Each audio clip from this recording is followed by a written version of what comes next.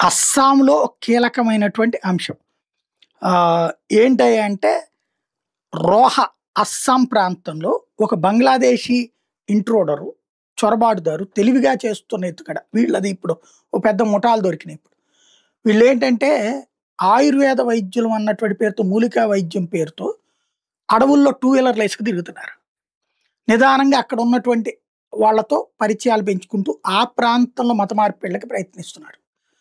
అక్కడ అమ్మాయిలకి, అక్కడ ఈ ఆడపిల్లలు ఎక్కువగా ఉండేటటువంటి వాళ్ళని గుర్తించి, ఈ బంగ్లాదేశ్ వాళ్ళని, బర్మా వాళ్ళకి సంబంధించిన అబ్బాయిలతో అక్కడ లింకులు ఏర్పాటు చేసి, వాళ్ళ మధ్యన ప్రేమలు పుట్టించేలా చేసి పెళ్ళిళ్ళకి ఏర్పాటు చేస్తున్నారు. ఇట్లాంటి ముఠాలు కూడా ఉన్నాయి అన్నటువంటిది ఇప్పుడు అస్సాం ప్రభుత్వం కనుక్కుంది. తీరా చూస్తే వాళ్ళని అట్లాంటోళ్ళని ఒక 2, 3 పట్టుకుంటే వాళ్ళు డాక్టర్ చదవలా.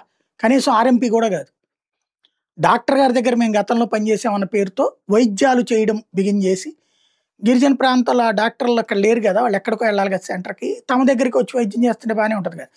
ఈ వైద్యుడిని అని చెప్పుకునేటటువంటోడు ఒక అసిస్టెంట్‌ని తీసుకొస్తాడు. వాళ్ళతో ఇక్కడ లింకులు ఏర్పాటు చేస్తున్నాడు.